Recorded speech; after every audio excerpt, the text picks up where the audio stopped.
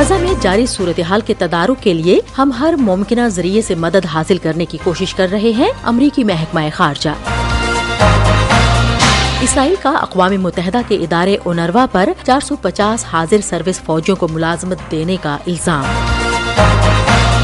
امریکی صدارتی انتخابات، سپر ٹیوزڈے کے مقابلوں میں بائیڈن اور ٹرمپ کہاں کھڑے ہیں؟ وائس آف امریکہ واشنگٹن سے اہم خبروں کے ساتھ سعدیہ زیب رانجھا۔ امریکی محکمہ خارجہ نے پیر کے روز غزہ کی صورتحال کو ناقابل برداشت قرار دیتے ہوئے کہا کہ امریکہ غزہ میں جنگ کے درمیان انسانی تباہی کے تدارک کے لیے ممکنہ حد تک زیادہ سے زیادہ ذرائع سے امداد حاصل کرنے کے لیے کام کر رہا ہے۔ People are desperate for food, for water, for medicine. Parents are facing impossible choices about how to feed their children. محکمہ خارجہ کے ترجمان میتھیو ملر نے بریفنگ میں بتایا کہ واشنگٹن غزہ کے لیے میری ٹائم امدادی راہداری کے امکانات کے بارے میں پر امید ہے اور ایک جامع امدادی حکمت عملی قائم کرنا چاہتا ہے جس میں فضائی، زمینی اور سمندری راستے شامل ہیں تاکہ غزہ میں امداد کے بہاؤ میں اضافہ کیا جا سکے۔ انہوں نے کہا کہ بائیڈن انتظامیہ اسرائیل پر ایک اور بارڈر کراسنگ کھولنے کے لیے دباؤ ڈال رہی ہے تاکہ انکلیو کے شمالی حصے کے لیے امداد کی سہولت فراہم کی جا سکے۔ ہم وائس آف امریکہ واشنگٹن سے آپ سے مخاطب ہیں۔ اسرائیل کی فوج نے کہا ہے کہ غزہ میں اقوام متحدہ کی امدادی ایجنسی اونروا نے حماس اور دیگر مسلح گروپوں کے 450 سے زیادہ فوجی کارکنان کو ملازم رکھا ہے۔ Over 450 UNRWA employees are military operatives in terror groups in Gaza. اسرائیلی فوج کے ترجمان ریئر ایڈمرل ڈینیل ہگاری نے پریس کو دیے گئے ایک ویڈیو بیان میں ایک آڈیو ریکارڈنگ چلائی جس کے بارے میں ان کا کہنا تھا کہ اس میں اونروا کے ملازمین حملے کے دوران اپنے اقدامات پر گفتگو کر رہے تھے۔ رائٹرز آزادانہ طور پر آڈیو ریکارڈنگ اور اس کے مواد کی صداقت کی تصدیق نہیں کر سکا۔ اونروا پہلے ہی اسرائیل کی جانب سے لگائے گئے الزامات کی وجہ سے مشکلات کا شکار ہے جس کے بعد امریکہ اور دیگر ملکوں نے ایجنسی کی فنڈنگ روک دی تھی۔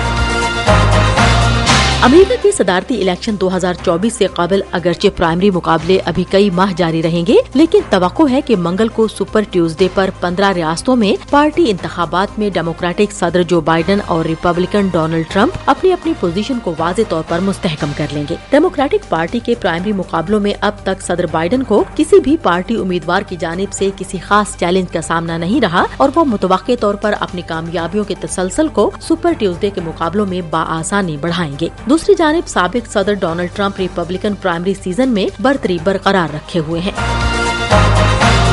ہم وائس آف امریکہ واشنگٹن سے آپ سے مخاطب ہیں۔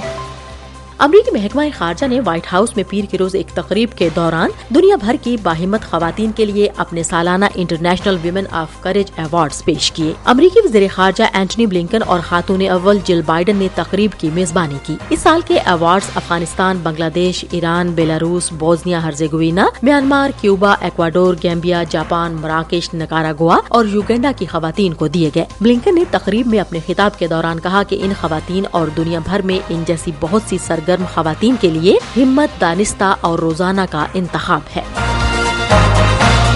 انسانی حقوق کے 2 گروپوں نے کہا کہ ایران نے گزشتہ سال کم از کم 834 افراد کو سزائے موت دی ہے جو 2015 کے بعد سب سے زیادہ تعداد ہے۔ ناروے میں مقیم ایران ہیومن رائٹس اور پیرس میں قائم together against the death penalty نے مشترکہ رپورٹ میں کہا کہ 2 دہائیوں میں یہ دوسری مرتبہ ہے کہ ایک سال میں 800 سے زیادہ پھانسیاں دی گئیں۔ 2015 میں 972 افراد کو پھانسی دی گئی تھی۔ ہم وائس آف امریکہ واشنگٹن سے آپ سے مخاطب ہیں۔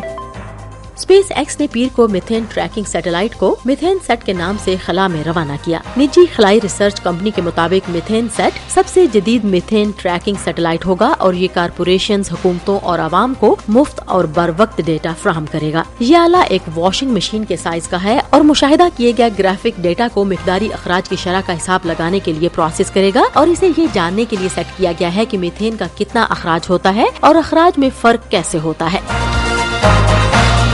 وائس آف امریکہ واشنگٹن کی اردو سروس سے خبروں کا یہ بلیٹن اب ختم ہوتا ہے۔ میں ہوں سعدیہ زیب رانجھا اور ایڈیٹر تھی بہجت جیلانی۔